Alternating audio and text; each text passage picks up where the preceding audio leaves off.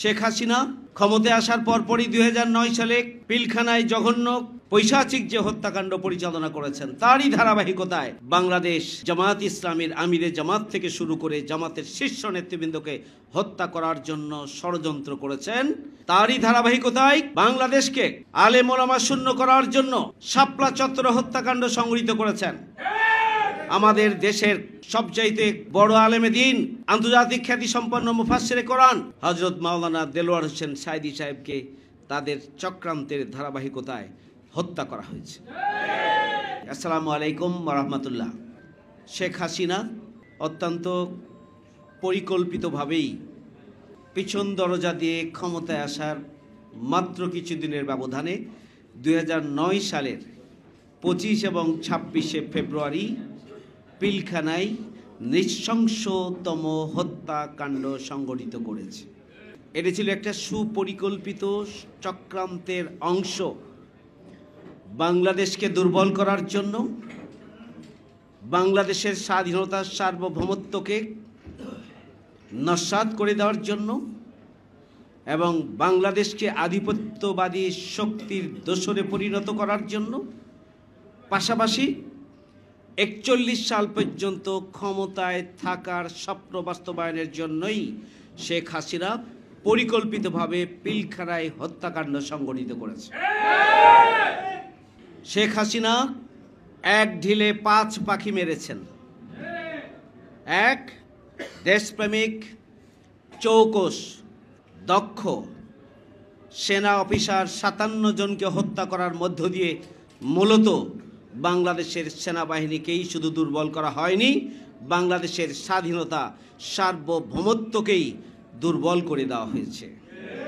2, শেখ হাসিনা বাংলাদেশ সেনাবাহিনীর মধ্যে যারা দেশপ্রেমিক, যারা দক্ষ, যারা চৌকস, তাদেরকে হত্যা করার মধ্য দিয়ে বাংলাদেশ সেনাবাহিনীকে আধিপত্যবাদীদের অনুকূলে প্রবাহিত করার জন্য চক্রান্ত করা হয়েছে।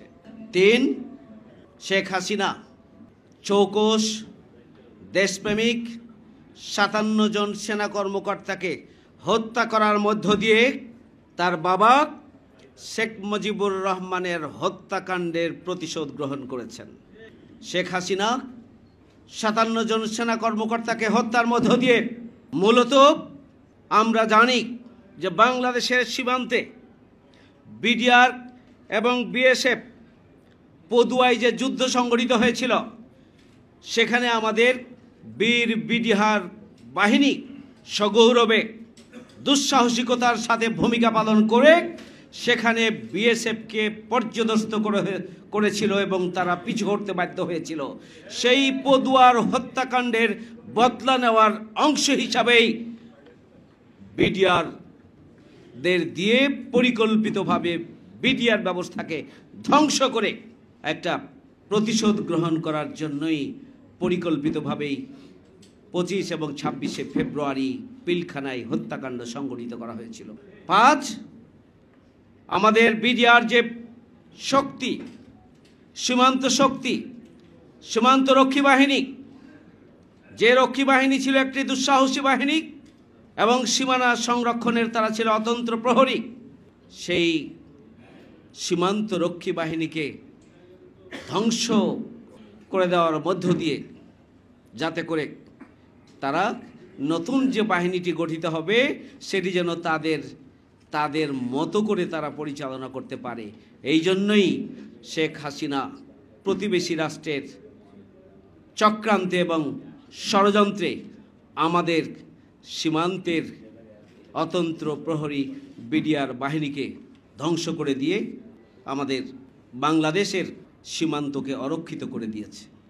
শেখ হাসিনা ক্ষমতায় আসার পরপরই 2009 সালে পিলখানায় জঘন্য এবং মর্মান্তিক পৈশাচিক যে হত্যাকাণ্ড পরিচালনা করেছেন, তারই ধারাবাহিকতায় তারা বাংলাদেশ জামায়াত ইসলামীর আমিরে জামাত থেকে শুরু করে জামাতের শীর্ষ নেতৃবৃন্দকে হত্যা করার জন্য ষড়যন্ত্র করেছেন। তারই ধারাবাহিকতায় বাংলাদেশকে আলেম ওলামা শূন্য করার জন্য শাপলা চত্বর হত্যাকাণ্ড সংঘটিত করেছেন।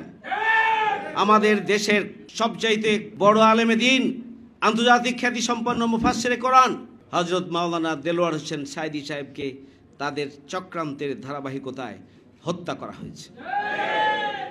এভাবেই একের পর এক বাংলাদেশের দেশ এবং জাতির সবচেয়ে গুরুত্বপূর্ণ যে সমস্ত মাইল ফলক রয়েছে একের পর এক সেগুলোকে তারা ধ্বংস করে 41 সাল পর্যন্ত ক্ষমতায় থাকার স্বপ্ন বাস্তবায়ন করতে চেয়েছে এবং তার জন্য তারা রাষ্ট্রশক্তিকে কাজে লাগিয়ে একের পর এক হত্যাকাণ্ড সংগঠিত করেছে। সংগ্রামী ভাই বন্ধুগণ, আজকে আমরা পরিষ্কার করে বলতে চাই, এই ফ্যাসিস্ট অপশক্তিকে 5ই আগস্টের গণঅভ্যুত্থানের মাধ্যমে এদেশের ছাত্র সমাজের নেতৃত্বে 17.5 বছর জুড়ে নির্যাতিত নিপীড়িত জনগণ ঐক্যবদ্ধ হয়ে এই ফ্যাসিস্ট অপশক্তিকে বাংলাদেশ থেকে বিদায় করেছে।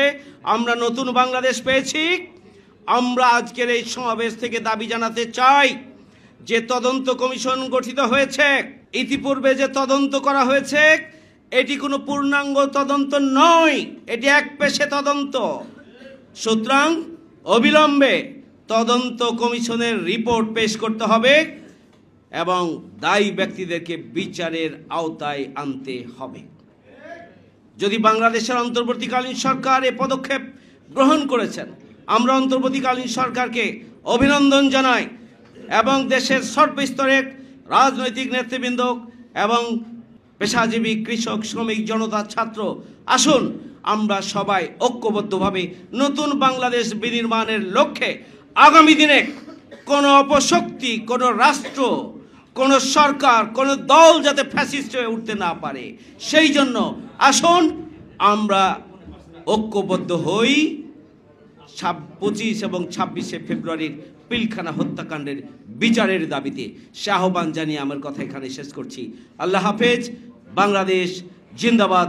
বাংলাদেশ জামাত ইসলামী ঢাকা মহানগরী দক্ষিণ জিন্দাবাদ। আসসালামু আলাইকুম ওয়া রাহমাতুল্লাহ।